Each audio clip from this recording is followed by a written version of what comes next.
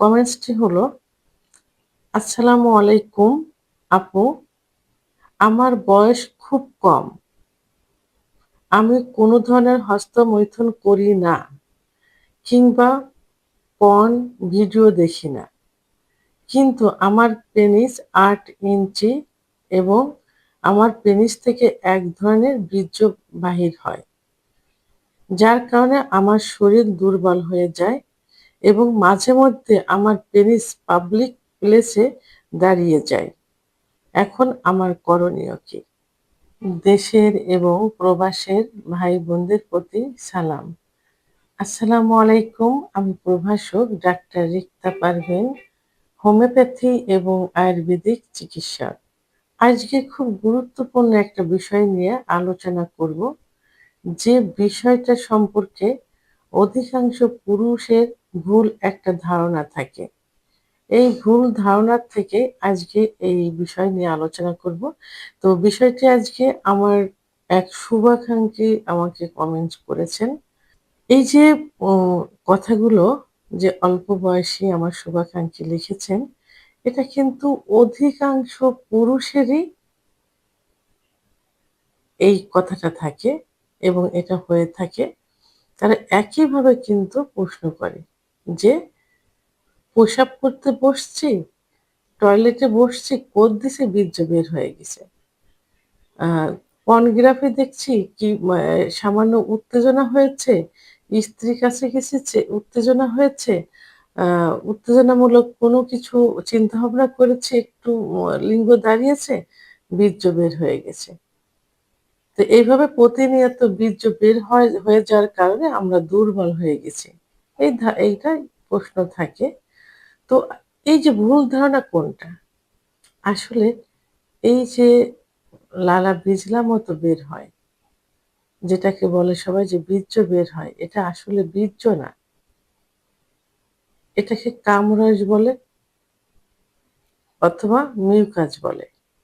যেমন স্ত্রীর সঙ্গে যখন সহবাস করা হয়, তখন স্ত্রীকে ফোর-প্লে করলে অর্গাজম হয়। অর্থাৎ কামরাস বের হয়। যার কারণে সহবাসে স্ত্রীরা কোনো কষ্ট পায় না। কারণ যোনিপথ পিচ্ছিল্য হয়ে যায়। কোনো ব্যথা লাগে না, জ্বালা যন্ত্রণা হয় না।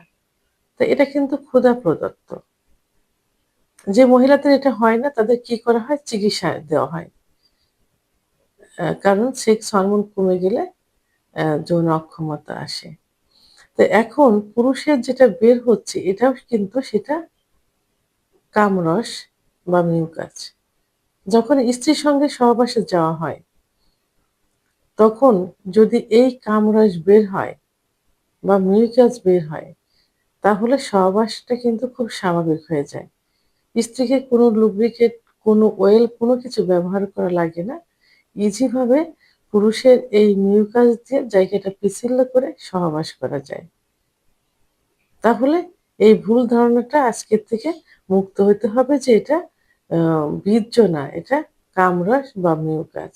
হ্যাঁ, যাদের প্রসাব দিয়ে অথবা আম টয়লেটের সময় দিলে যেটা বের হয়, এটা আসলে কি প্রোস্টেট ফ্লুইড। কারণ প্রোস্টেট গ্ল্যান্ডের ভেতরে এক ধরনের ফ্লুইড থাকে।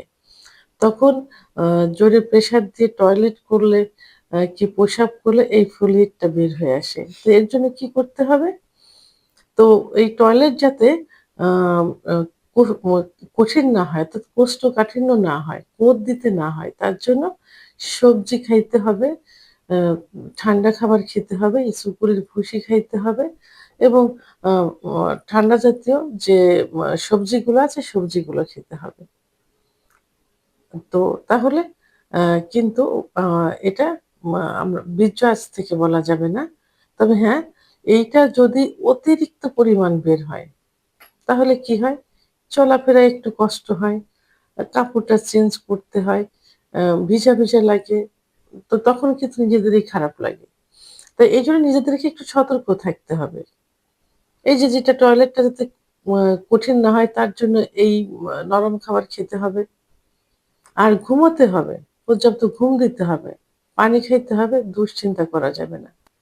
পর্নোগ্রাফি দেখা যাবে না এবং আ মানে উত্তেজনা আসে স্ত্রীর সঙ্গে সহবাসে যাবার ছাড়া যাতে এই জাতীয় উত্তেজনা না হয় সেটা থেকে দূরে থাকতে হবে।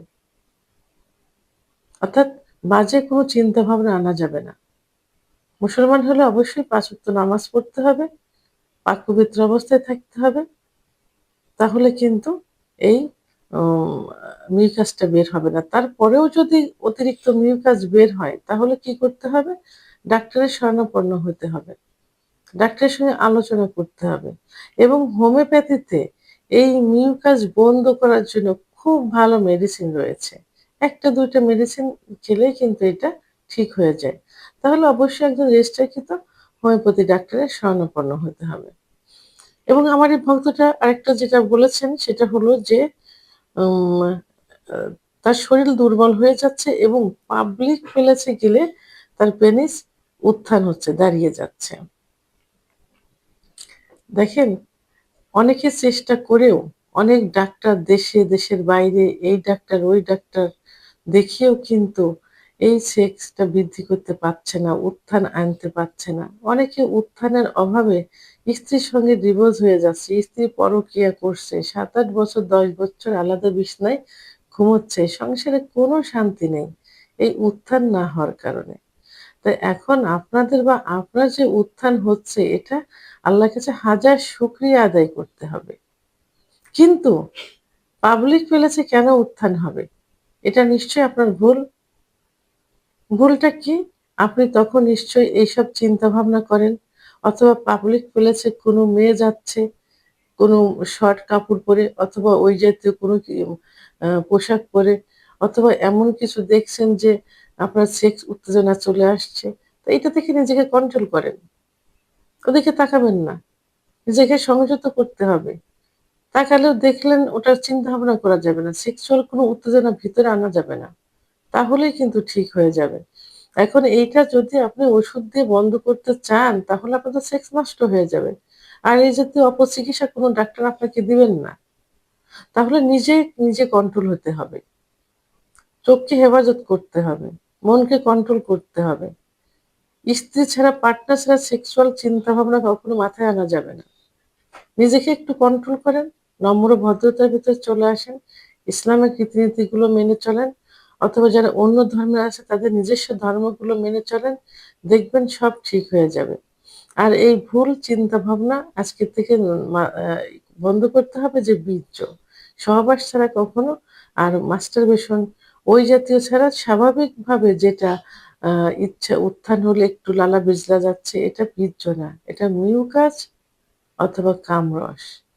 এটা আপনার সহবাসকে খুব আ সুন্দর করবে। উম আ সহবাসে খুব আরামদায়ক করবে। স্বামী-স্ত্রী উভয়েরই।